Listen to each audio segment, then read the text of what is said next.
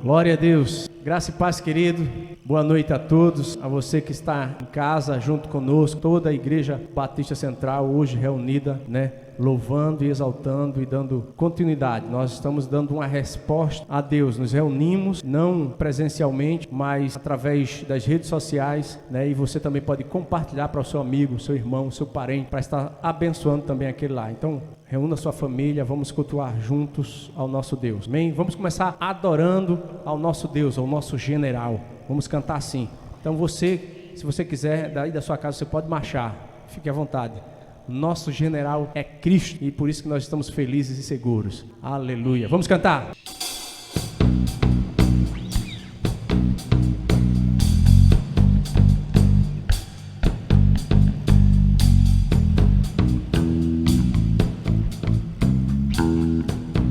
Vem. Pelo Senhor marchando sim, seu exército poderoso é, sua glória será vista em toda a terra. Vamos cantar o canto da vitória, glória a Deus. Vencemos a batalha, toda arma contra nós perecerá. Tudo isso vai. Pelo Senhor marchamos sim, seu exército poderoso é, sua glória será vista em toda a terra. Vamos cantar o canto da vitória, glória a Deus. Vencemos a batalha, toda arma contra nós perecerá. O nosso general é Cristo, seguimos os teus passos, nenhum inimigo nos resistirá. O nosso general é Cristo, seguimos os teus passos, nenhum inimigo nos resistirá.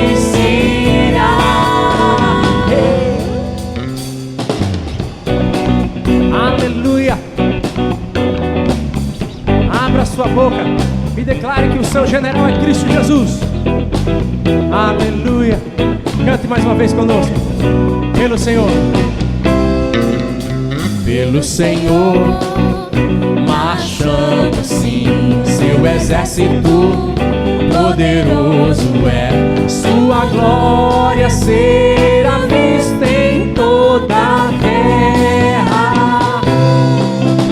Vamos cantar o canto da vitória, glória a Deus.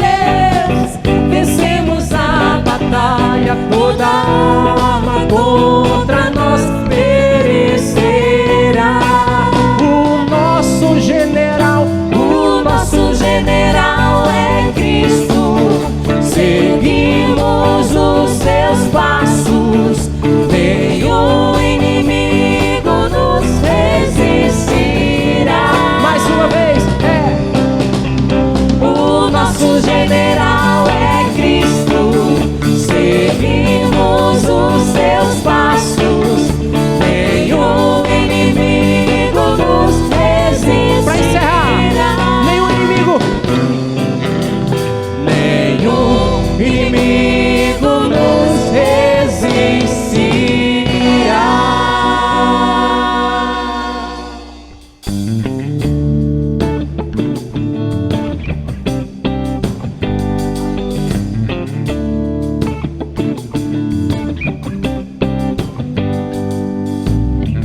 Um dia lindo, almejo eu encontrar a eterna glória que prometida está.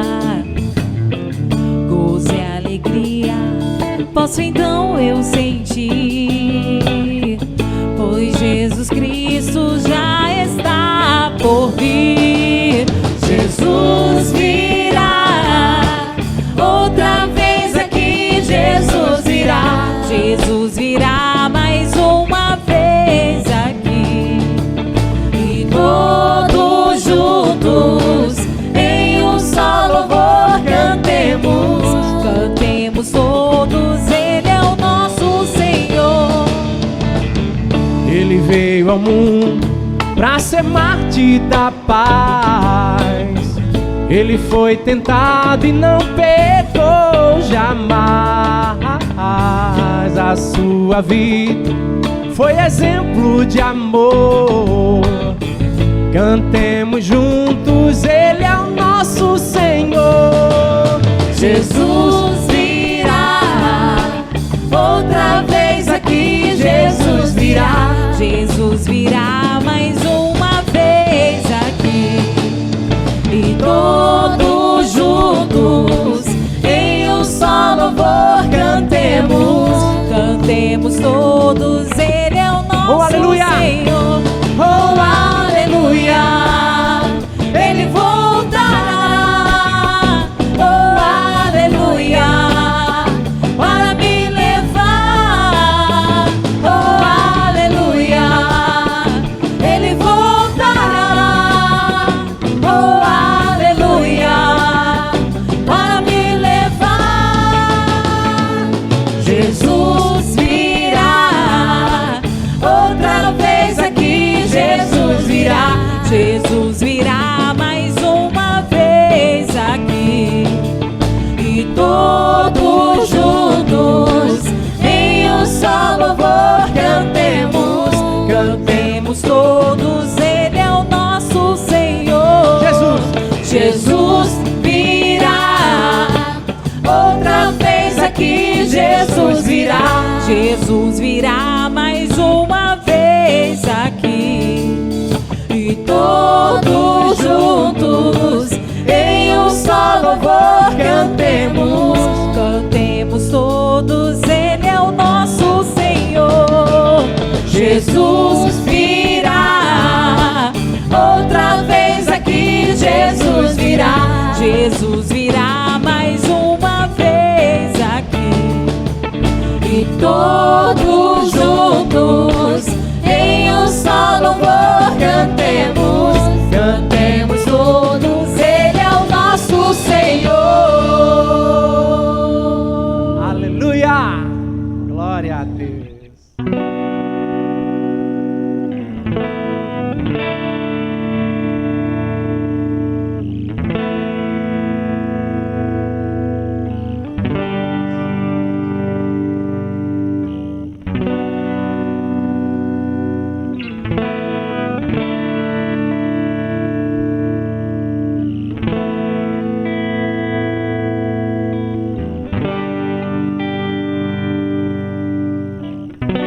Tua voz me chama sobre as águas, onde os meus pés podem falhar,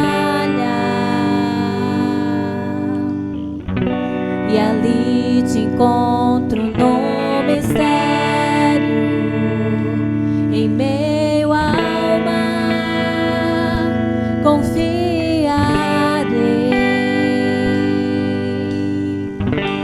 E ao teu nome clamarei, e além das ondas olharei. Se o mar crescer, somente em ti descansarei, pois eu sou teu e tu és meu.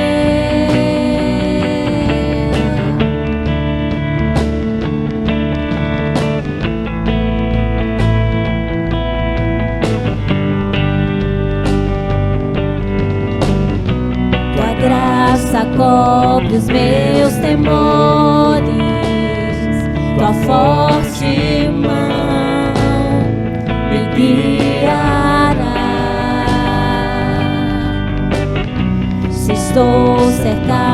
pelo medo. Tu és fiel, nunca vais falhar. E ao teu nome clamarei, e além das ondas olharei. Se o mar crescer, somente em ti descansarei, pois eu sou teu e tu és meu.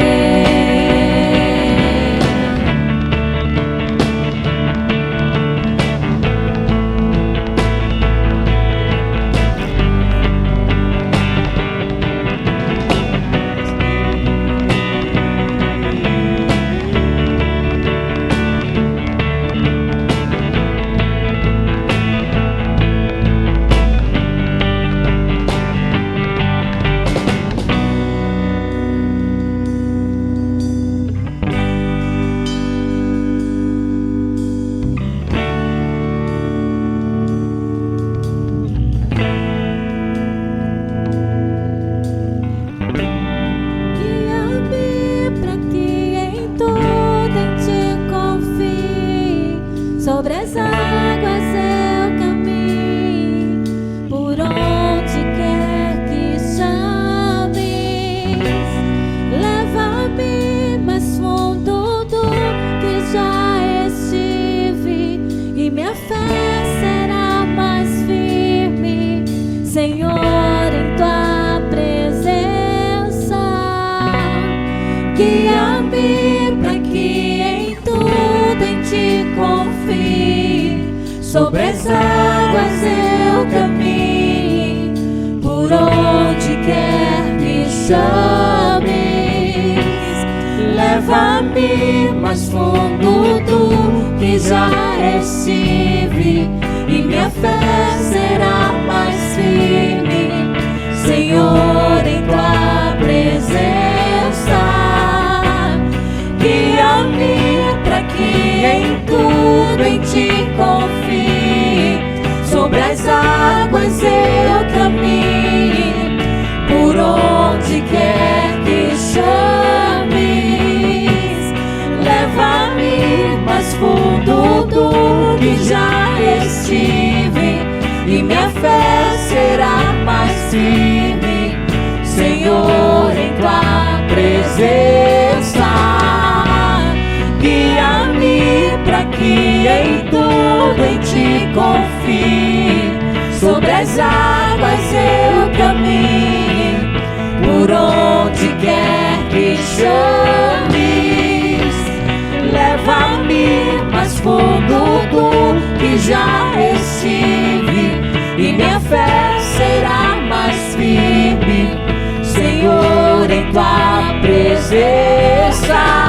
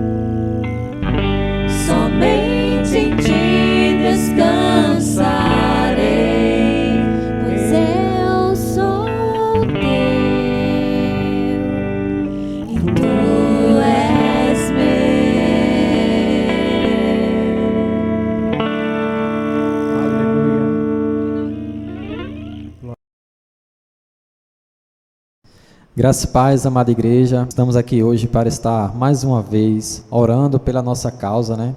Nesse momento a gente pede que toda a nossa igreja, no caso que está em casa, né? Todos os irmãos possamos formar uma só unidade, né? E se ajoelhar nesse momento para iniciarmos o momento de oração, né? E o nosso pedido de oração hoje é pela unidade da nossa igreja, né, que a Central seja essa igreja que trabalha em uma unidade, né? Então vamos estar iniciando a oração nesse momento. Senhor, nosso Deus, Pai eterno e amado, santificado seja teu nome, ó Pai, e que teu reino venha a nós, Senhor. Pai, neste momento, ó Pai, quero aqui estar te apresentando, ó Pai, a nossa igreja, a nossa central, Senhor, que possamos, ó Pai, ser um só corpo, Senhor, né? Pois entendemos, ó Pai, que o Senhor, Pai, nosso Cristo é o cabeça da nossa igreja, Senhor. Então somos um corpo, ó Pai, onde cada um juntos, ó Pai, pode estar trabalhando para Ti, Pai, e seguindo, Pai, o caminho que a cabeça nos guiar, ó Pai, que é a Ti, Senhor. Que possamos, ó Pai, ser junto contigo, ó Pai, você pode ser o nosso cordão de 3 dobras, Senhor, onde possamos estar fortalecidos, ó Pai, pois só um, Pai, nós nos tornamos fracos, Senhor, mas a cada vez mais, ó Pai, que nos unirmos, Pai, que a igreja se une, ó Pai, em Teu nome, Senhor, nos fortalecemos ainda mais, ó Pai, para a honra e glória de Teu nome, Senhor. Como assim já foi pregado aqui também, ó Pai, né, dando um exemplo de um purê de batata, ó Pai. Uma batata sozinha, ela não faz um purê, mas várias batatas juntas, ó Pai, ela fica homogênea, Senhor, e ela mostra aquela unidade, Senhor. Então, várias batatas juntas faz esse purê, Senhor, e todos somos iguais, ó Pai. Então, que nesse momento, ó Pai, a nossa central tenha isso em mente, ó Pai, de estarmos juntos, ó Pai, um apoiando o outro, né, mantendo essa unidade íntegra, ó Pai, e que todos possam Te seguir em nome de Jesus, ó Pai. Amém e amém. Amém. Soberano, grande és Tu, Deus. Tu és o exemplo para nós, Senhor, de unidade, ó Pai. Por isso que agora, Deus, estamos de joelhos para Te dizer, Senhor, que precisamos da Tua graça, Deus, para viver essa unidade, Senhor. Ó Deus, na Tua palavra vamos encontrar, Senhor, por várias vezes uns com os outros, Senhor. Isso fala, Deus, da importância de estarmos juntos, um orando pelos outros, encorajando uns aos outros. Ó Deus, faz, Deus, cada dia que sejamos um para a glória do Teu nome, que possamos ser uma igreja que se preocupa, Deus, com o próximo, porque isso, Deus, foi o que o Teu Filho fez aqui na terra, Deus. Deus-nos muito exemplo de unidade, ó soberano e eterno Deus. Cumpre em nós o Teu querer, para que possamos, Deus, transbordar de amor uns com os outros, Senhor. Seja no partir do pão, seja na comunhão, Senhor. Isso tudo, Deus, foi o ensinamento que o Teu Filho deixou aqui na terra para nós, Senhor. Que possamos ser igreja, ó Deus, unida no Brasil, Senhor. É em nome de Jesus que eu Te agradeço, Senhor, pelo desejo que temos, Senhor, de unidade dentro dos nossos corações. Nos fortalece para que sejamos um, em nome de Jesus. Amém. Eu quero saudar a igreja com a graça e a paz de nosso Senhor e Salvador Jesus Cristo. Que bom a gente estar aqui nessa noite, né? Mais uma vez, celebrando ao Senhor. Nesse momento que nós estamos não tendo culto presencial, tá certo? Hoje é dia 20 de março, a gente está aqui gravando e é uma alegria imensa, que mesmo assim a igreja não para, a igreja está em movimento, isso é igreja, e nós queremos continuar pensando com você sobre a série Vida Discipular. Então, antes de nós falarmos sobre discipulado, sobre andar com Jesus, imitar Jesus, nós estamos pensando e perguntando para a gente mesmo quem é Jesus, né? Então nós estamos falando sobre essas sublimes, né, declarações sobre a natureza incomparável de Jesus Cristo, e isso é a segunda parte, e hoje a gente vai concluir. Nós começamos domingo a partir do livro de Colossenses. Então eu convido você a ler comigo mais uma vez o livro de Colossenses, capítulo 1, do verso 15 ao verso 20.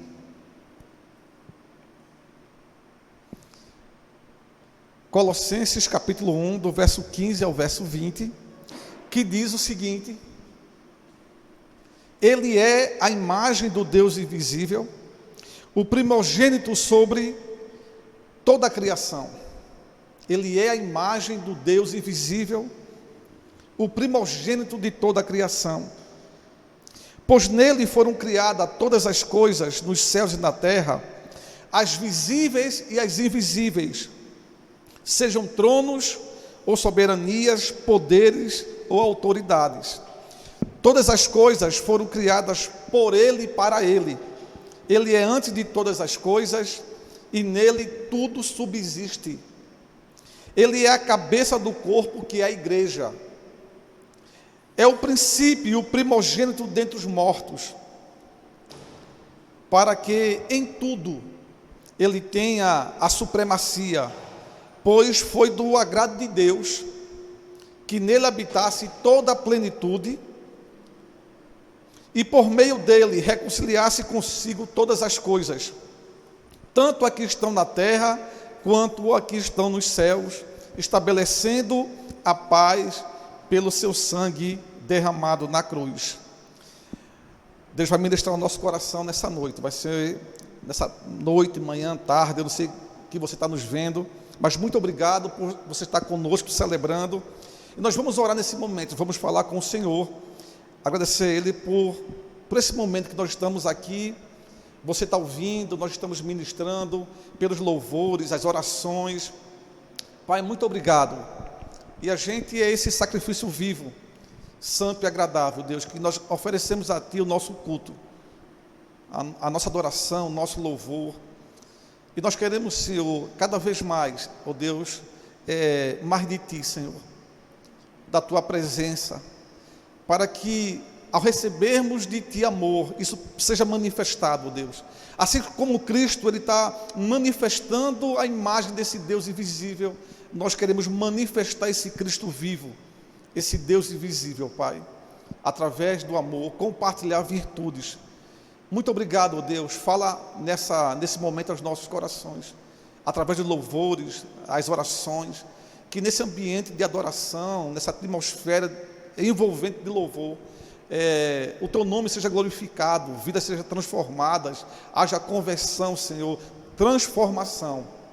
Essa é a nossa oração, em nome de Jesus, amém. Queridos, eu quero começar com uma rápida revisão do que nós falamos no domingo passado, sobre aquilo que é sublime, é elevado, é divino, ele transcende o humano, né? E são declarações a respeito de Cristo, quem Ele é, né? Sobre essa natureza incomparável, porque Jesus é incomparável, não houve ninguém como Ele. Então, vamos revisar um pouco sobre o que nós falamos. Então, nós estávamos dizendo que essa carta de Colossenses é conhecido como as cartas da prisão, junto com Efésios, né? E outras cartas mais, são 4, Colossenses também faz parte dela. Então, Paulo está preso, e isso não impede Paulo estar isolado de comunicar-se diretamente, tá certo, com a igreja, com os irmãos. Nós também falamos que Paulo, ele não conhecia essa igreja, Paulo não conhecia esses irmãos, Paulo não fundou essa igreja. Possivelmente os estudiosos falam que essa igreja ela foi fundada por Epáfras, tá certo? E é a Epáfras que Paulo dá essa carta, e ele ouve falar sobre essa igreja, e Paulo começa orando pela essa igreja. Então, mesmo Paulo estando preso, isolado, nessa impossibilidade, Paulo está alegre, porque está vendo a igreja agindo, está vendo a igreja cheia do amor de Deus, e Paulo consegue orar, Paulo consegue se alegrar com essa igreja. Então, só que essa igreja, irmãos, enfrentava, como as outras, uma heresia muito forte, que nós falamos sobre a heresia de Colossos. A heresia de Colossos, tá certo? E também o que veio mais tarde a conhecer, porque aqui alguns falam que é um embrião ainda não conhecido, ainda informe, e o que vem ser conhecido posteriormente como gnosticismo, né? Então, essa igreja, ela enfrentava uma corrente de pensamento que passou a denominar gnosticismo, e os seus adeptos eram conhecidos como os gnósticos, tá bom? Ou isso tem uma ideia dos intelectuais, era uma elite, era um pessoal aristocrata, uma elite espiritual, alguém que detinha um conhecimento. E esse conhecimento, nós vamos ver aqui, não era para todos, era para alguns. Os mais simples não podiam chegar a esse conhecimento. Perceba, irmãos, que a heresia, ela não junta, ela separa. Então, Paulo escreve essa carta aos Colossenses para rebater, para refutar justamente essas declarações equivocadas, erradas, que se deixar vai matar a igreja, vai prejudicar a comunhão. Então, o pressuposto básico, né, o que eles defendiam era que a matéria, ela é essencialmente má e o espírito, ele é essencialmente bom. Então, Jesus não passava de uma das emanações de Deus, uma espécie de um ser intermediário entre Deus e os homens, só que para os gnósticos, irmãos, Jesus era o mais um, talvez esse até o mais elevado, mas Deus já teve várias emanações, vários intermediários, e Jesus é mais um deles. Jesus não passava de um fantasma espiritual, ou seja, vai dizer que ele era um tipo de um espírito que adotou forma corporal, tá bom? Então, você veja que a humanidade de Jesus aqui é visivelmente negada completamente pelo gnóstico, ou seja, Jesus não é real.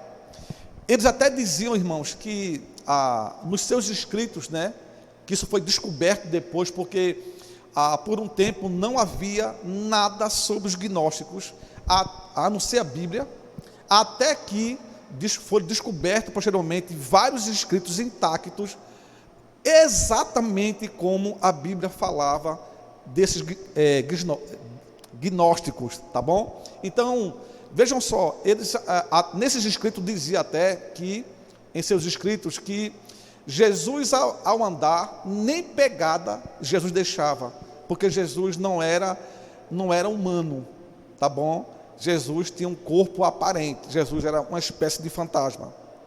Então,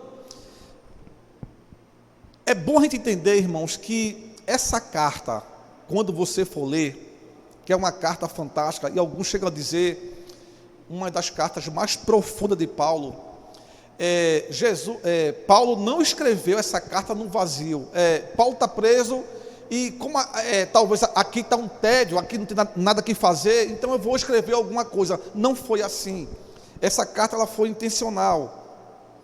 Essa carta ela tinha uma situação muito definida, como a gente colocou acima, para conter o avanço de uma heresia. Então, isso nos ensina a mim e a você, a nós termos discernimento e a termos cuidado com aquilo que tenta tirar Jesus do centro.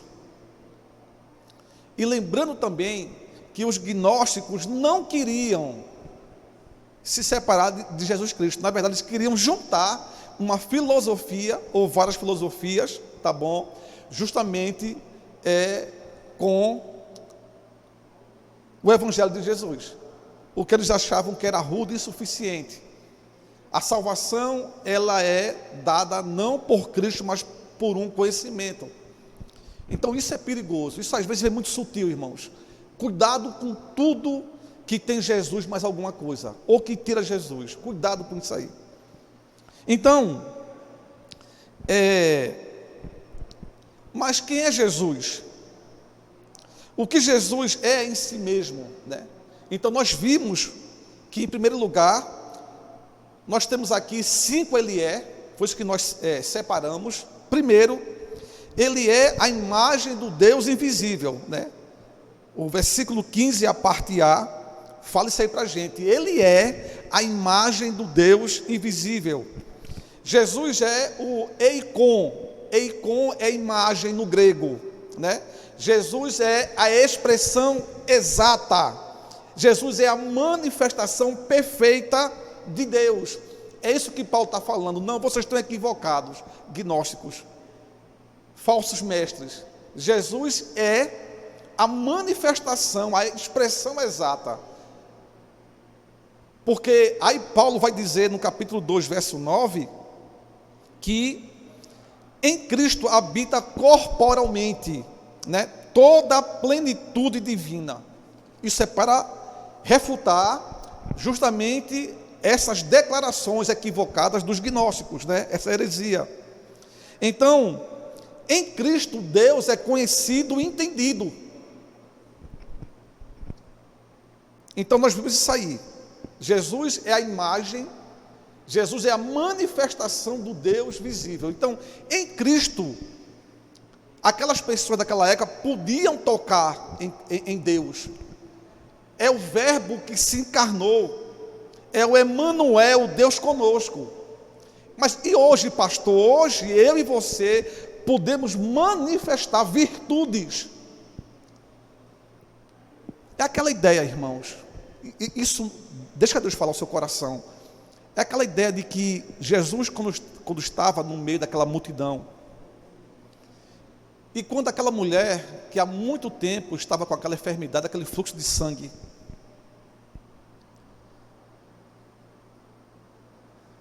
gastara tudo que ela tinha, e ali, ela, se tão somente eu tocar nele, e quando aquela mulher consegue, primeiro, romper a sua dificuldade, romper a barreira que existia, a multidão, e ela chega até Jesus e toca, e Jesus percebe quem me tocou. Qual é a reação dos discípulos em um homem como Jesus, aonde ia a multidão? Irmão, até dentro de casa, a multidão arrodeava a casa e estava lá. Jesus, as pessoas te tocam, as pessoas chocam com o Senhor. Como o Senhor pergunta que tocou? Porque, irmãos, há muita gente buscando Jesus, indo atrás de Jesus, mas assim, não sai virtude de Jesus. Não há manifestação do Deus visível. Porque as pessoas não querem comunhão com Ele. As pessoas querem Jesus para alguma coisa. As pessoas querem Jesus para serem beneficiadas. As pessoas querem Jesus para serem abençoadas. As pessoas querem usar Jesus, ou ter alguma coisa e depois ir embora. Mas aquela mulher tocou virtude, irmãos.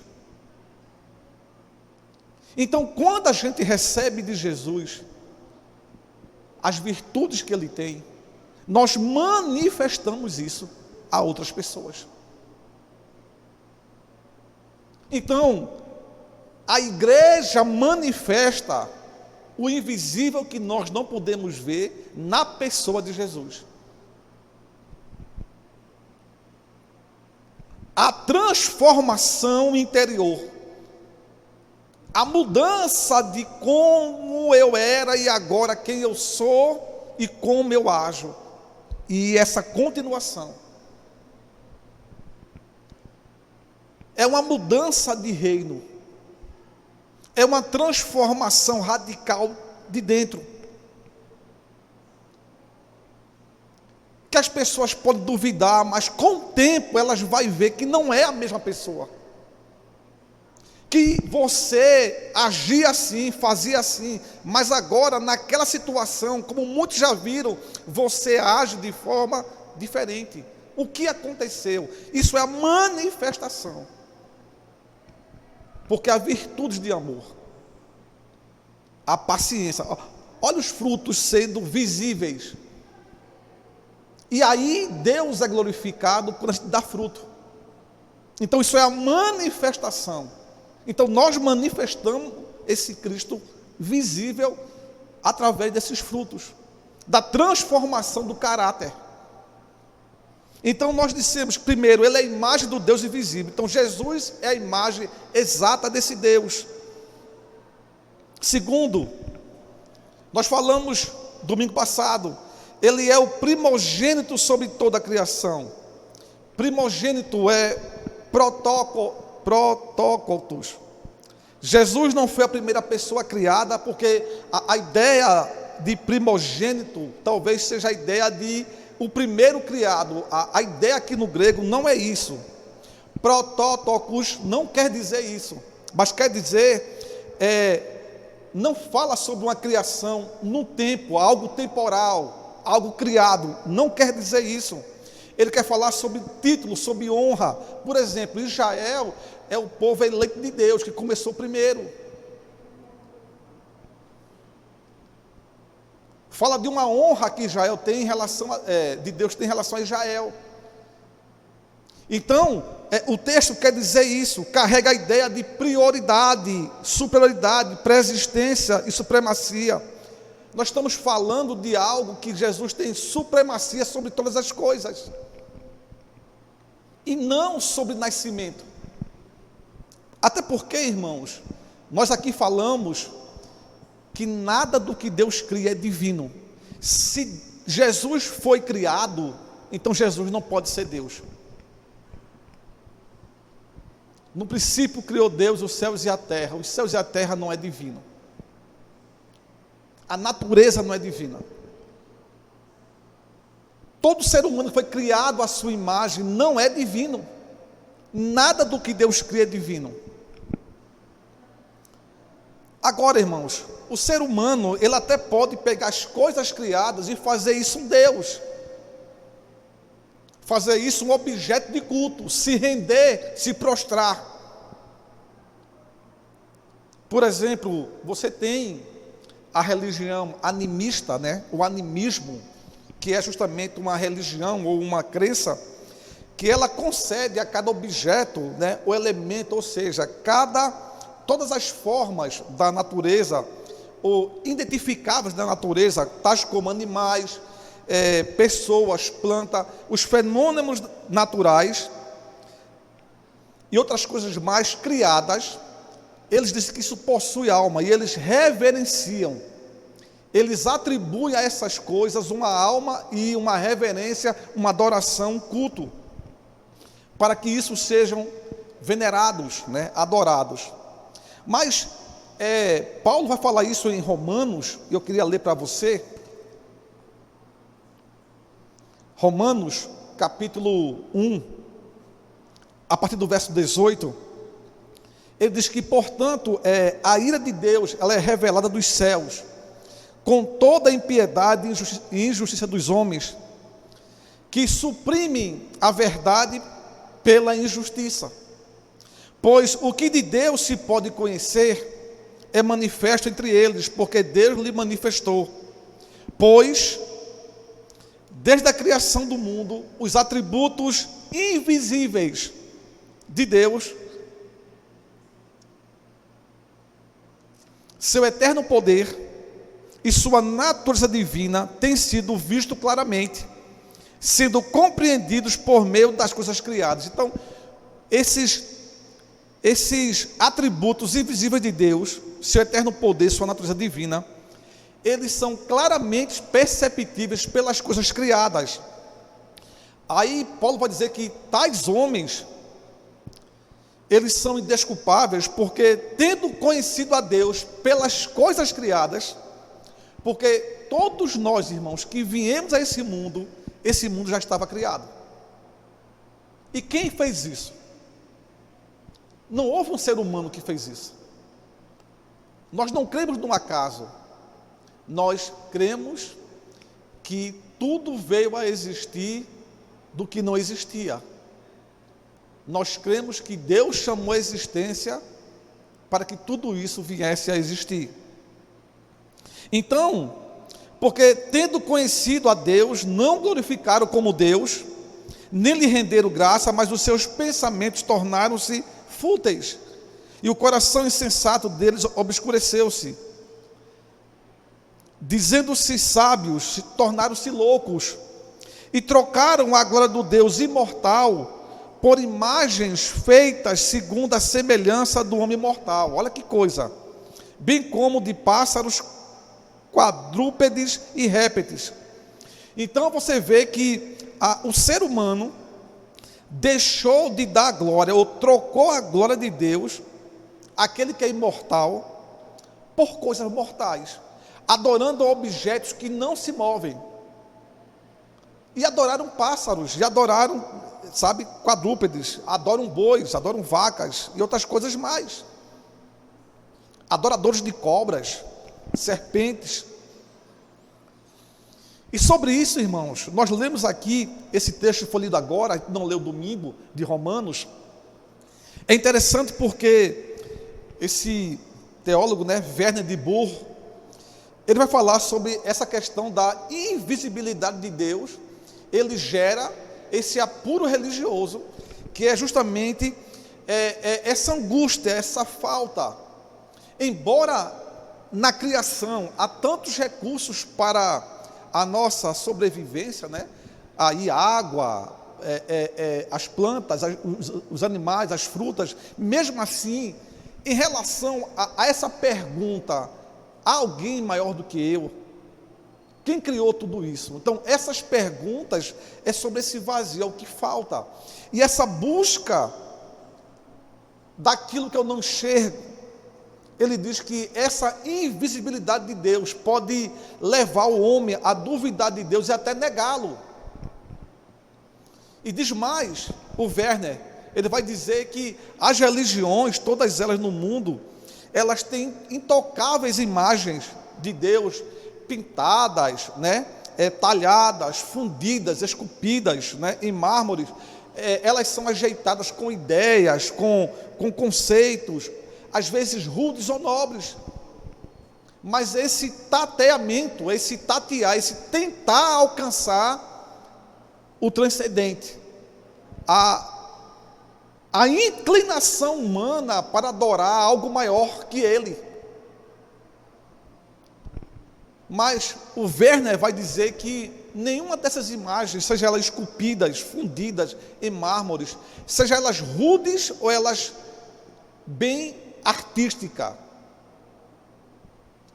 ela na sua perfeição artística, seja ela grotesca, mesmo assim, isso não satisfaz o ser humano que busca, indaga, pergunta, conclama, dizendo: mostra-nos o Pai, e isso nos basta. Esse é o clamor no coração humano. Aí ele vai dizer, irmãos, que Deus não deixou a gente com essa busca e esse clamor sem resposta, porque há uma imagem que corresponde a tudo isso. Quem é? O Filho do seu amor. Quem vê a mim, vê o Pai. Então, quando eu encontro Jesus, eu encontro Deus. Quando eu vejo o amor de Jesus, eu vejo o próprio Deus, o amor de Deus. Quando eu vejo a paciência de Jesus, quando eu vejo o ensinamento de Jesus, quando eu vejo a autoridade de Jesus, os milagres de Jesus, o poder de Jesus, eu vejo tudo isso de Deus.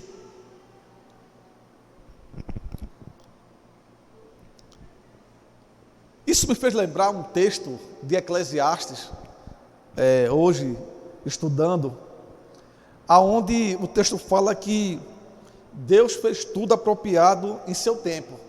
Eclesiastes 3:11. E diz que também Ele pôs no coração do homem um anseio pela eternidade. Olha que coisa! Deus fez tudo a seu tempo e Ele pôs no coração humano um anseio pela eternidade. Isso é uma ligação, gente, com aquilo que é espiritual, com o invisível. Eu conheço o reino terrestre, eu conheço a realidade humana, mas há uma outra realidade espiritual que eu não consigo enxergar, mas ela é real, ela existe. E há um anseio, porque Deus colocou isso no coração humano. Então, diferente do resto da criação, eu e você, há um anseio pela eternidade. Está lembrado dos filmes, a busca, pelo elo perdido, a fonte da juventude, essa ideia de a gente nunca morrer. Então, é a ideia, a busca do ser humano de transcender a sua mortalidade, e descobrir o sentido e o destino do mundo. Como nós somos feitos à imagem de Deus, Nós possuímos uma vontade inquiridora, uma pergunta, a gente fica inquirindo, e isso é inato, isso é da nossa essência, a respeito dessas realidades eternas. Há anjos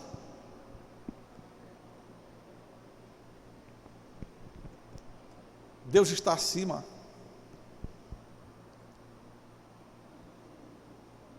Quem governa realmente todas as coisas? Como é o céu? Esse anseio no coração humano. Isso explica para a gente, irmãos, inclusive, ou melhor dizendo, isso explica esse anseio, esse vazio, esse buraco, né? Essa busca.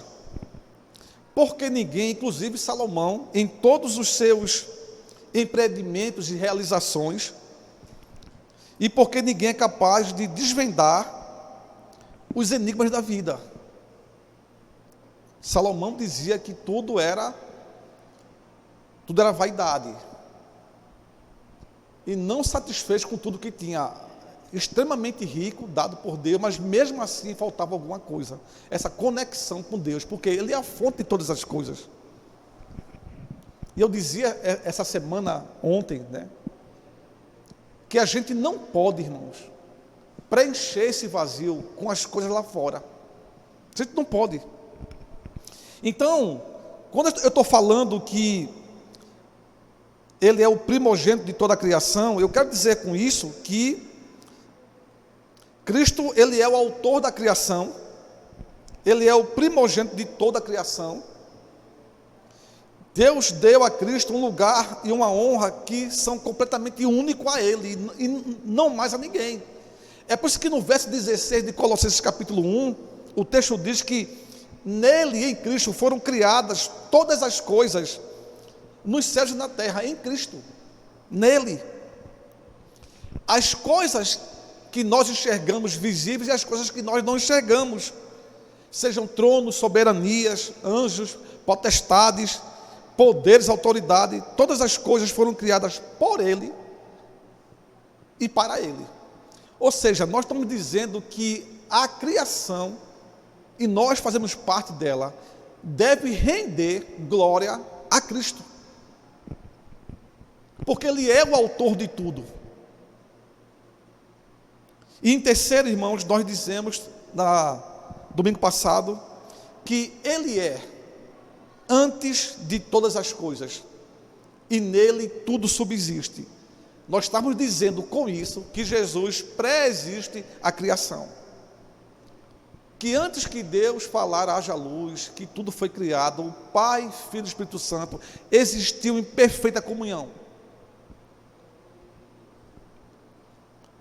Jesus, Ele é independente da criação, Ele não depende. Jesus, Ele é maior do que a criação. João diz isso lá no seu Evangelho, no capítulo 1, verso de 1 a 4, que no princípio era aquele que é a palavra. Ele estava com Deus e era Deus. Ele estava com Deus no princípio. No princípio criou Deus, está lá Jesus. Porque Jesus já pré-existia antes. Jesus é o bará de Deus, haja luz, é essa expressão, a palavra, é Ele que traz a existência.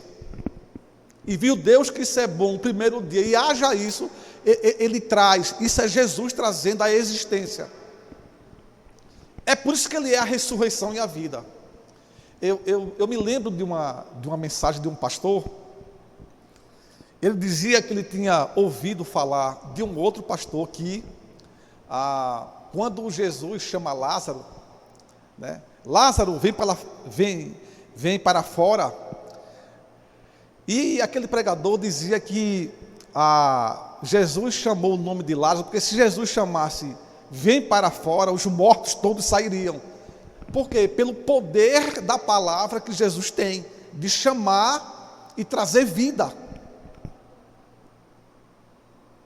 Então, todas as coisas foram feitas por intermédio dele, sem ele, nada do que existe teria feito. Nele estava a vida, e esta era a luz dos homens. Louvado seja o nome de Jesus. Então, irmãos, antes de tudo começar, ele existia eternamente em sintonia perfeita e feliz com o Pai e com o Espírito Santo. E, irmãos, não é só uma questão de adoração, sabe, irmãos? É porque Jesus, o Pai, o Filho, ele quer criar uma família. Ele já existia perfeitamente. Mas na mente de Cristo idealizou, a palavra concebeu tudo, para que ele criasse uma família, para viver em comunhão. Quando nós dizemos que nele tudo subsiste, é porque Cristo ele dá consistência a tudo, ao mundo. As leis descobertas, da gravidade, as leis que regem, elas não são apenas científicas, elas são leis divinas. Tudo que existe foram criados por ele e para ele, como nós falamos. Então, irmãos, quando Paulo diz que nele tudo subsiste, até o diabo, irmãos, só existe por causa dele. Paulo fala lá em Atenas, Atos 17, ali em Atenas, dizendo que nele, em Cristo, vivemos, movemos e existimos. Em Cristo. E hoje, nós falamos sobre 3. Nós falamos que ele é a imagem do Deus invisível. Ele é o primogênito de toda a criação. Ele não foi criado, ele tem a mais alta honra. E nós falamos que ele é antes de todas as coisas, ou seja, ele já pré-existia. E ele é a imagem porque ele é a imagem perfeita, exata de Deus. E hoje nós temos mais 2 para concluir. Nós vamos hoje falar que ele é a cabeça. Ele é a cabeça do corpo, que é a igreja. E vamos falar que ele é o princípio e o primogênito dentre os mortos. Esses 2, e nós vamos concluir. Então vejam só. A nossa série, Vida Discipular, quem é Jesus? Nós estamos conhecendo. Nós estamos falando das sublimes declarações sobre a natureza incomparável de Jesus Cristo. Então, ele é... Verso 18, a parte A, de Colossenses capítulo 1, está dizendo que ele é a cabeça do corpo, que é a igreja. Irmãos, veja só. Não há igreja sem Cristo. Não há igreja sem Cristo. Não há Cristo sem igreja. Não há Cristo sem corpo. Não há cabeça sem corpo. E não pode existir um corpo sem cabeça. Tá bom? Cristo, ele é o centro. Com isso, nós queremos dizer que nós não podemos separar Cristo da igreja. É a igreja de Cristo. Não podemos separar. Então, há muita gente querendo comunhão com Cristo e não com a igreja. Isso não tem como. Por outro lado, há aqueles que querem comunhão com a igreja, mas não querem comunhão com Cristo. Isso fica muito claro para a gente, irmãos, e isso aqui eu quero repetir. Há muita gente querendo comunhão com Cristo, a cabeça, mas não quer comunhão com o corpo, que é a igreja. Há outros, por outro lado, que eles querem comunhão com a igreja, com o corpo, mas não querem comunhão com Cristo. Quando Paulo fala sobre a ceia, lá em 1 Coríntios capítulo 11, e Paulo vai dizer: quem come e bebe sem discernir o corpo, quem come e bebe sem discernir o corpo do Senhor, come e bebe para a sua própria condenação. Eu quero pensar com você sobre isso aqui, irmãos. Vejam só. O que é a ceia, irmãos? Nós celebramos a ceia do Senhor. A ceia não é nossa, a ceia é do Senhor. Isso é um memorial para lembrarmos da sua morte e ressurreição. Mas aqui em Coríntios, o que é que estava acontecendo? Paulo começa dizendo no verso 17 de 1 Coríntios capítulo 11, que ele não ia elogiar a igreja por causa das suas reuniões, porque faziam mal, mais do que bem. Os encontros, aliás, isso aqui nem encontro é, isso é uma reunião mesmo. Por quê, irmãos? Havia divisão. Uma vez que a igreja estava reunida, havia divisão, e Paulo fala isso aqui, entre a igreja. E Paulo diz, até certo ponto eu creio nisso. Aí Paulo vai dizer no verso 20 que quando vocês se reúnem, não é para comer a ceia do Senhor, é para que cada um coma a sua própria ceia, sem esperar pelos outros. Assim, enquanto um fica com fome, o outro se embriaga. Será que vocês não têm casa onde comer e beber? Então entenda, aonde está a comunhão? Não tem. O que é o pão, irmãos? Este é o meu corpo. O pão é o corpo que foi dado em sacrifício por mim e por você. O que é o corpo? O corpo nós podemos dizer que é a encarnação desse Deus visível, que deu a vida, que derramou seu sangue. Mas para quê? Pela igreja, para justificar muitos. O pão, não discernir o corpo, é não entender a morte que nos leva à comunhão.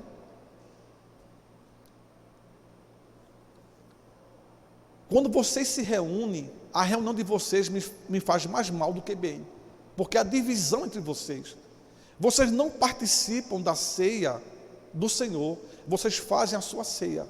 Irmãos, aqui havia alguns irmãos mais simples, pobres, que trabalhavam e chegavam muito tarde. A celebração já tinha acontecido e quando eles chegavam não tinha mais nada para a celebração da ceia. É por isso que Paulo faz, lá no final, portanto, meus irmãos, quando vocês se reunirem para comer, esperem um pelos outros. Esperem um, a ideia é o outro junto. Então, eu não posso partir o pão e comer se não há comunhão. Se não reflete essa ligação do corpo. Por quê? Porque a cabeça que é Cristo deu a vida, deu seu corpo para nos unir, para nos ajuntar. E junto nós celebramos e comemos dessa ceia, dessa refeição, para Ele, em comunhão um com os outros. Quando eu não discerno o corpo, é porque eu estou individualmente pensando em mim. Eu quero lembrar uma coisa, irmãos, que quando eu estava pensando sobre isso aqui, eu não me lembro a casa. Eu não sei se era eu acho que era uma confraternização em algum lugar. Nós estávamos numa fila, havia muita comida, porque o pessoal da central cozinha muito bem. E como era a minha vez, eu estava com um prato e não havia muita comida. Então, eu comecei a colocar carne, as coisas, e quando Alberto fez assim, Nia, se você for comer isso tudo, pegar essas coisas tudinho, as pessoas vão ficar sem nada. Eu parei, olhei para as coisas e disse, meu Deus, O que era isso, irmãos? Individualismo. Eu não estava pensando no outro, eu não estava pensando no corpo, eu estava pensando em mim.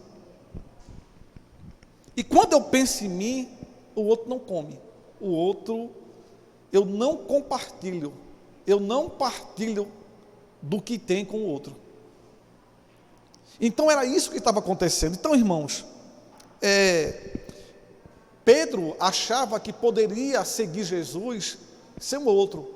Quando Jesus fala, ferirão o pastor, e as ovelhas se dispersarão, porque isso fala em Mateus, Marcos, em Lucas, né?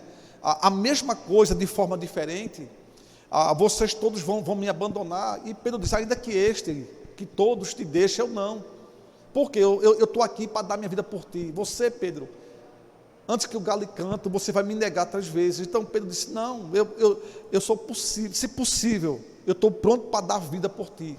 E os outros também disseram isso. Mas em Lucas, Jesus diz assim, Pedro, Satanás, né, pediu para peneirar todos vocês, mas quando tu te converter, fortalece os teus. Então, olha o que Jesus diz, Pedro, você vai me negar, Pedro?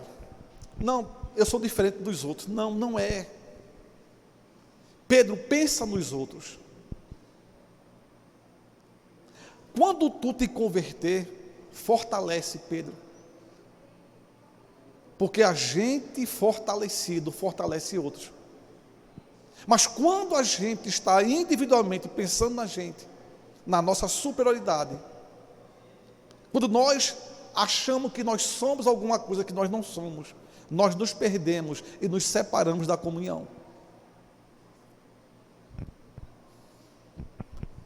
É quando Jesus pergunta lá em João, Pedro, tu me amas, apacenta as minhas ovelhas.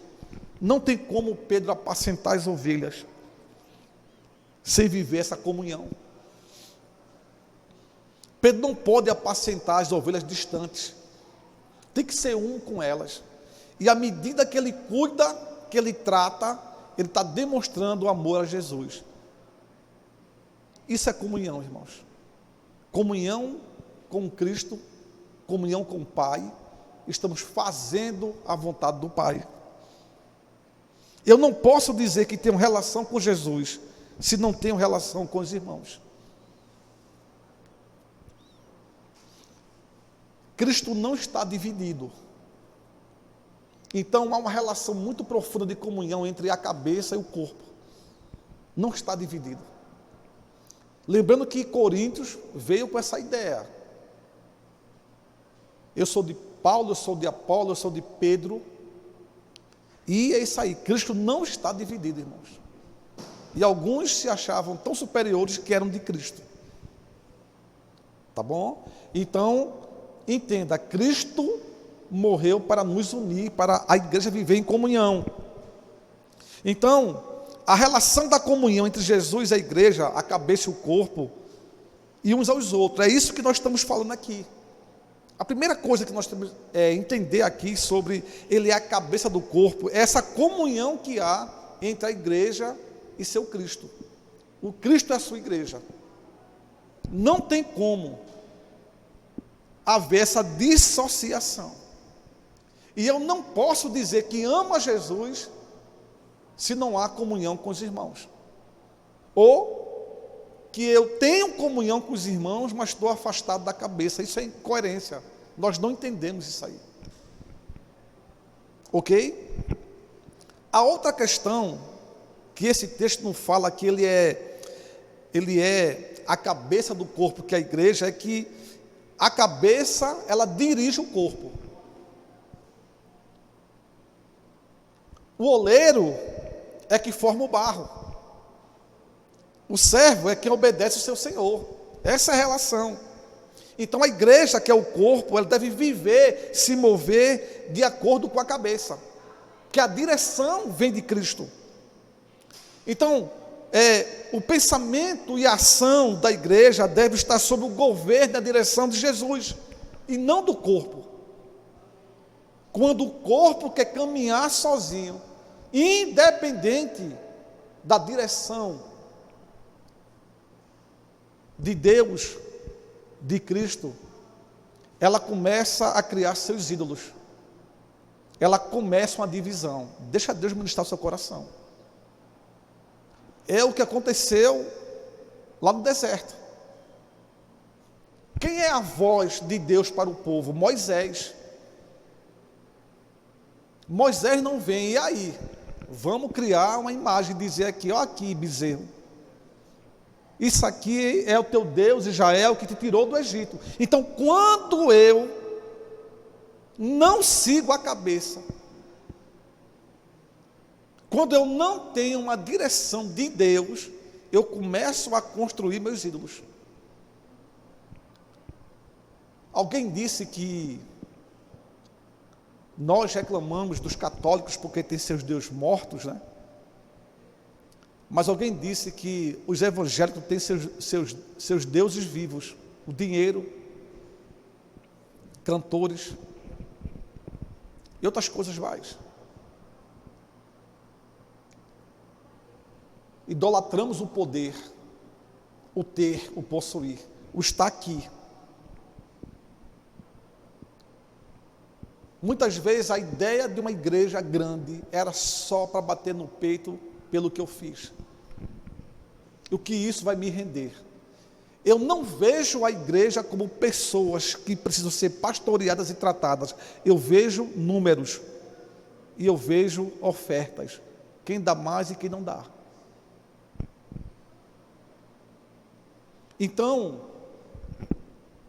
Cristo é a cabeça, né? Ele é a cabeça do corpo, que a igreja tem o aspecto da comunhão e tem um aspecto da direção da cabeça ao corpo. Ou o corpo recebe a direção da cabeça e é guiada, ela move e existe por causa, porque tudo subsiste por causa dele, ou nele. É aquela coisa, irmão, sem mim nada podeis fazer, sem mim nada podeis fazer. O que é os ramos sem estar conectado na videira, permanecendo, unido, em comunhão com a videira, é secar e morrer. Então, quando a igreja não está recebendo da cabeça, ela vai morrer, ela vai secar. A igreja não opera de forma eficaz e nem será um instrumento de transformação sem Cristo.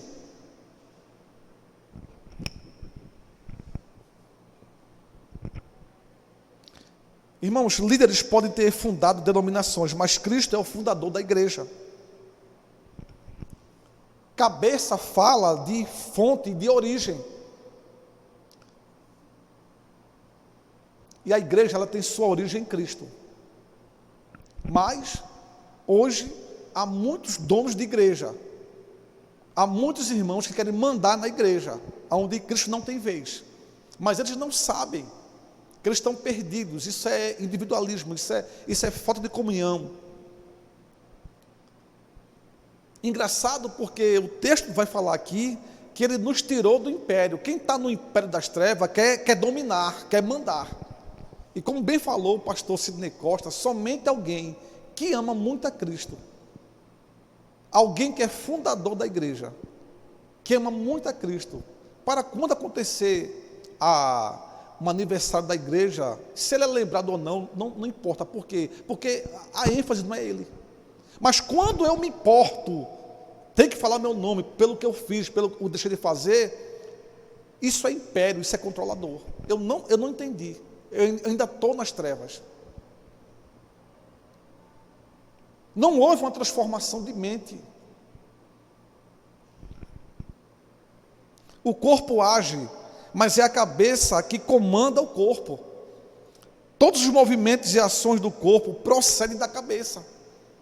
Então a igreja deve estar sujeita a Cristo. E essa, irmãos, é a glória da igreja, a sua submissão a Jesus. Então, que a central seja essa igreja sujeita à cabeça, onde todos nós estamos sujeitos a Ele.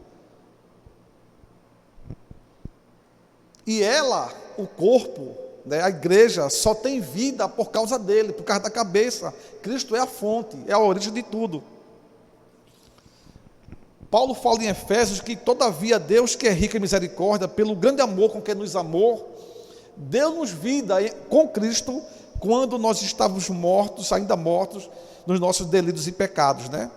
Então, quanto mais a igreja está sujeita a Cristo, mais livre, saudável e feliz ela é. Amém? Quanto mais a igreja está sujeita a Cristo, obedecendo, né? Jesus vivendo na gente, a gente conectado na videira, recebendo dele, fazendo sua vontade, buscando a ele, mais livre, saudável e feliz é a igreja. Os dons, irmãos, o poder através do Espírito Santo, a palavra, é Jesus quem supre a igreja. E a igreja está edificada sobre Cristo, né?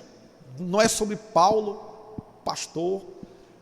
A igreja não está edificada sobre o Papa, sobre ninguém, é sobre Cristo. Ele é essa pedra. Quinto e último, nós vamos concluir. Ele é o princípio e o primogênito dentre os mortos. Versículo 18, a parte B.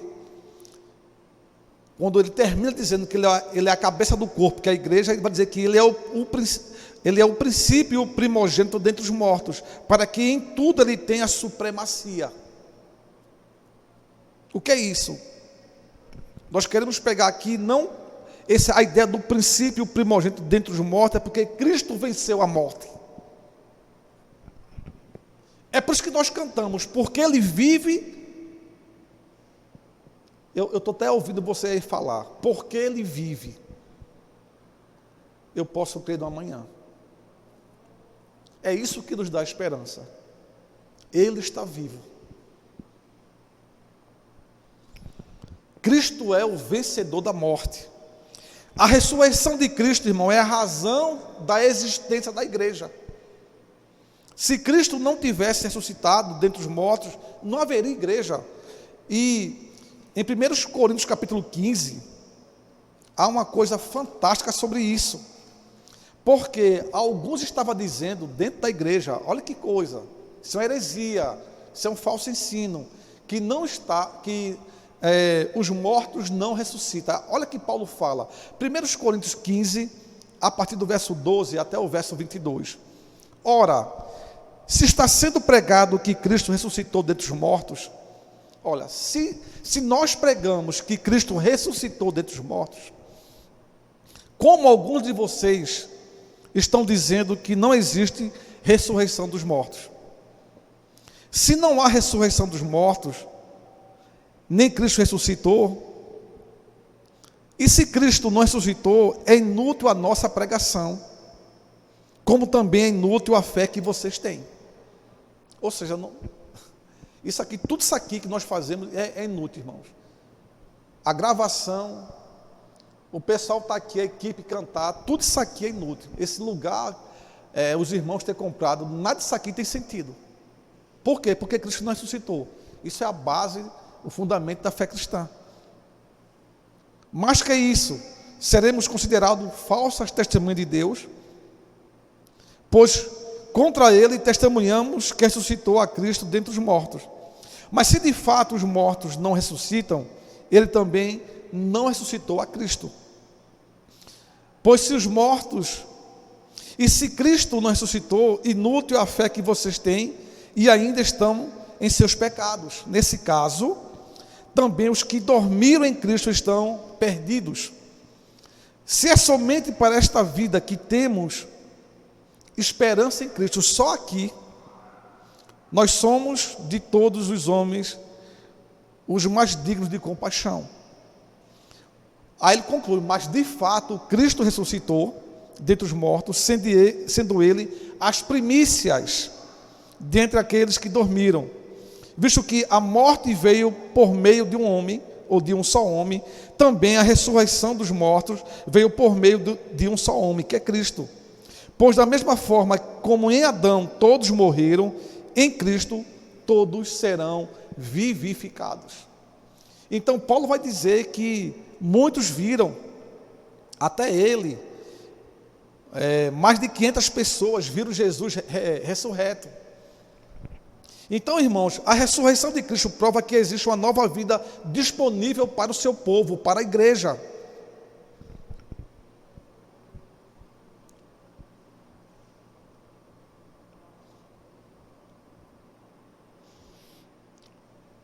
Jesus não só venceu a morte, Jesus triunfou sobre a morte. Isso é... Tanto que Filipenses capítulo 2, verso 9 e 10 diz que pela sua ressurreição, ele ser o primogênito dentre os mortos, né? O Pai o exaltou, lhe deu o nome que está acima de todos os nomes, para que ao nome de Jesus se dobre todo o joelho nos céus e na terra e debaixo da terra. Paulo canta isso: onde está a morte, a tua vitória? Quem venceu a morte, irmãos? Por isso que nós estamos falando sobre as sublimes declarações incomparáveis. Quem pode se comparar com Jesus? Aonde está Buda, irmãos? Onde está Maomé?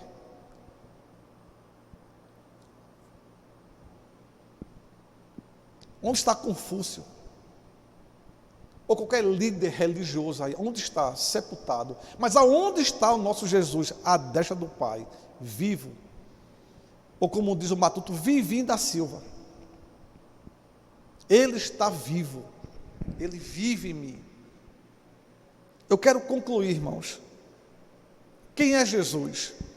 Ele é a imagem do Deus invisível, a expressão exata de Deus. Segundo, ele é o primogênito sobre toda a criação. Ele não foi criado, ele criou todas as coisas. Terceiro, ele é antes de todas as coisas. Então, Jesus não depende da criação. Ele é antes da criação.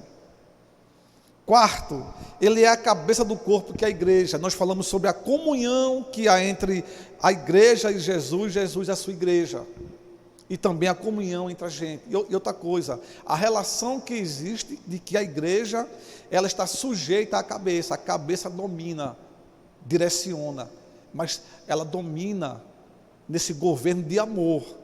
Não é uma dominação tirânica, não é isso. E quinto, ele é o princípio e o primogênito dentre os mortos. Assim como em Adão, todos morreram em Cristo, todos serão ressuscitados. Ele foi o primeiro, né, a ser ressuscitado. Então, irmãos, nós estamos concluindo. Todas as pessoas que passaram por esse mundo, eles foram alguma coisa. Tanto no aspecto negativo ou no aspecto positivo. Ou se viveram uma vida desregrada, matando pessoas, dando trabalho, saqueando, roubando, drogados, né? Ou construindo uma família, ou sendo um grande pintor, um grande administrador. Então, todas essas pessoas, por exemplo, Davi foi um homem segundo o coração de Deus. Mas Jesus ele continua sendo. Todas as pessoas que morreram foram alguma coisa. Pode haver uma memória numa pintura e nós relembrarmos sobre aquela pessoa, um pouco da sua história. Nós podemos lembrar na música, numa composição, e relembrar a trajetória de um cantor, intérprete, compositor, mas ele foi, não é. Jesus é, e sempre será. Ele é o alfa, o ômega, o princípio e o fim. Por quê? Porque nele tudo subsiste, irmãos. E outra coisa que nós queremos concluir, é que o texto nos diz, no verso 13 e 14, que ele, Jesus, ele nos resgatou do império das trevas, e ele nos transportou para o reino do seu Filho amado, em quem temos a redenção, a saber, o perdão dos pecados. Esse resgate, ele é conclusivo, ele é um ato. Ele tirou você de lá. O transporte é um movimento conduzido, é esse processo de transformação. É transformação na consciência desse reino de amor, porque você foi tirado de um reino de trevas, de manipulação, de escravidão, de injustiça, de sofrimento. Jesus nos libertou de um mundo escravizado nesse conceito de poder, um poder que abusa, onde as pessoas, onde quer que elas sejam, irmãos, dentro de igreja ou fora, quando há pessoas que pensam na forma de poder, não há visão de reino, isso é império, isso é hierárquico, é exploração, isso não há justiça. Eu quero terminar dizendo, concluindo, quem é Jesus para você?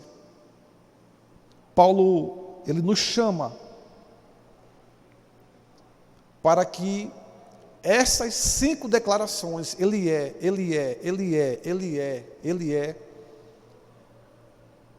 isso viva até hoje, porque realmente Ele é. E essas palavras, como nesse tempo, para refutar uma heresia, algo que ia matar a igreja, afastar, quando esses falsos mestres gnósticos diziam que os mais simples não podiam chegar a esse conhecimento, porque esse conhecimento pleno leva à salvação, quando na verdade Deus escolheu as coisas simples desse mundo. Em Cristo não há pobre nem rico, preto nem branco, todos são um em Cristo. Então Cristo nos une. Todos os movimentos heréticos, ou agora movimentos negros ou outros, nos separam. Por isso, a igreja precisa estar atenta. Nós queremos unir, porque todos são ser humano. E todos são expressão do amor de Deus, a imagem e semelhança de Deus. Então que Deus fale ao seu coração, que Deus fale profundamente a sua vida. A minha oração é que Deus faça de você um vaso novo, e que você reflita com a sua família a glória de Deus.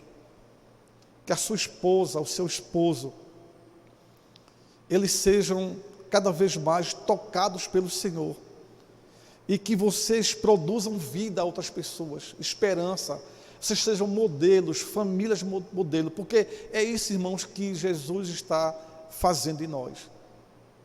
Jesus como homem,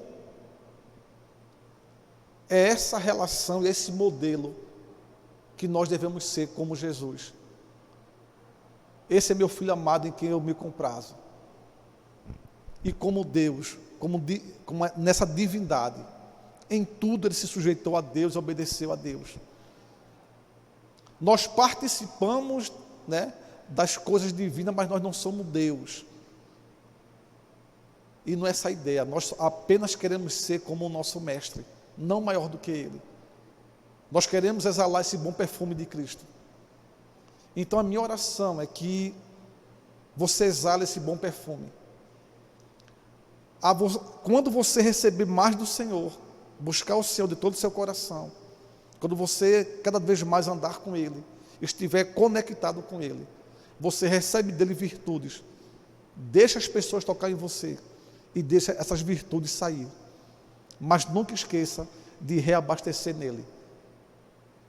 Deixa essa mangueira ligada, deixa esse galho tocando nele, para receber dele tudo. As pessoas têm que tocar em você, as pessoas têm que ver seu fruto, porque elas darão glória, porque elas veem a manifestação de Cristo na sua vida, porque Cristo está vivendo em você. Isso é a manifestação, Ele é.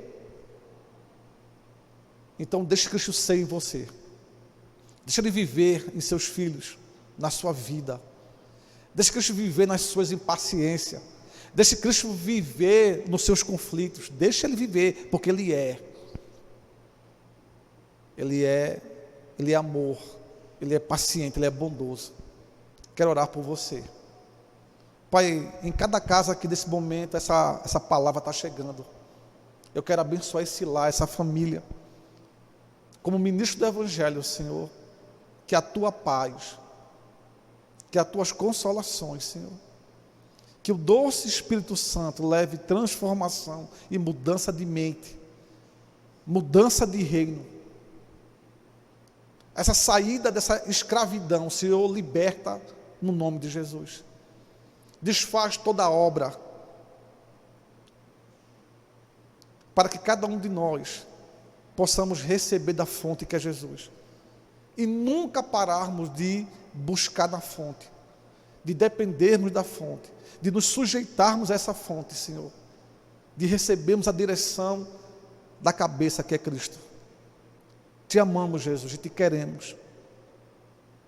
Então, enche nosso coração de amor, faz transbordar, para que outros sejam tocados, invadidos, Senhor, por essa graça, para que o perdão, a misericórdia, a compaixão transborde nas famílias.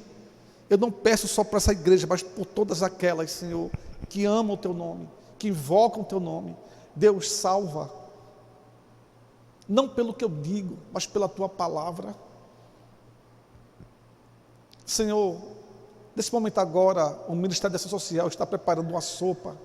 Eles vão sair para a rua. Eles vão ver as pessoas que estão sem nada, sem uma casa, estão dormindo no frio, no relento, Deus, que eles sejam tocados.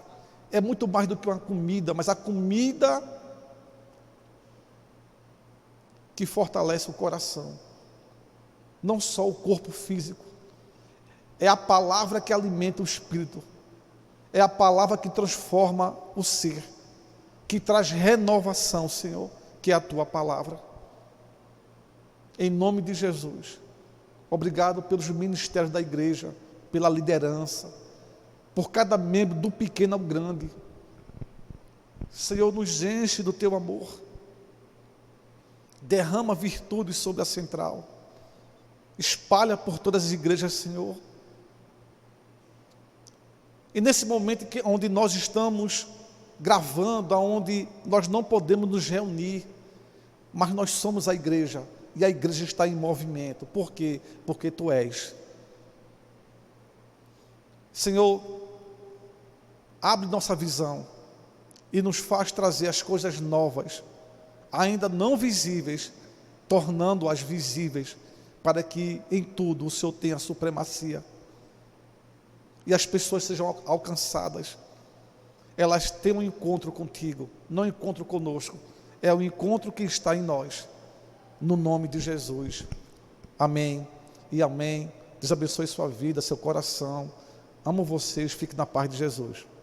Amém.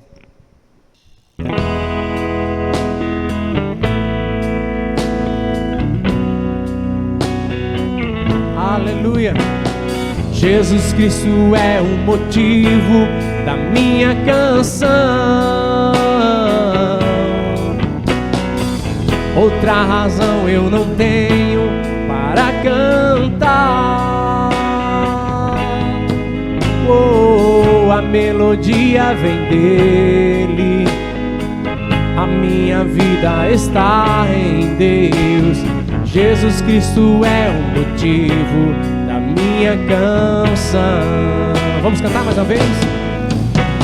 Jesus Cristo é o motivo da minha canção.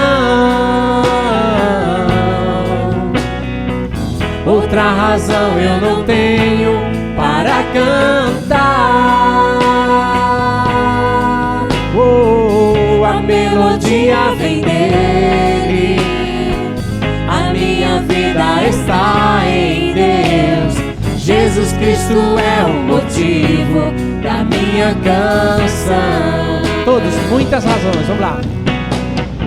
Muitas razões para viver, muitas razões para morrer, muitas razões para dar a amor.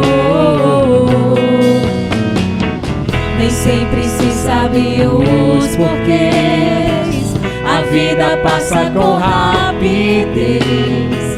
Cada momento aproveitarei. Para quê? Para dar minhas canções, oferecer minhas orações, entregar minha vida inteira a quem tudo me dá. Jesus Cristo é o motivo da minha canção. Outra razão eu não tenho para cantar. A melodia vem dele, a minha vida está em Deus. Jesus Cristo é o motivo da minha canção. Muitas razões, muitas razões, muitas razões para viver, muitas razões para morrer, muitas razões para dar amor. Nem sempre se sabe os porquês, a vida passa com rapidez. Cada momento aproveitarei. para quê? Para dar minhas canções, oferecer minhas orações, entregar minha vida inteira a quem tudo me dá. Jesus Cristo é o motivo da minha canção. Outra razão eu não tenho para cantar. A melodia vem dele, a minha vida está em Deus. Jesus Cristo é o motivo da minha canção. Mais uma vez, Jesus é o motivo. Jesus Cristo é o motivo da minha canção. Outra razão eu não tenho para cantar. Aleluia. A melodia vem dele, a minha vida está em Deus. Jesus Cristo é o motivo da minha canção. Jesus Cristo é o motivo da minha canção. Mais uma vez. Jesus Cristo é o motivo da minha canção. Aleluia. Que Deus abençoe você e sua família, em nome de Jesus.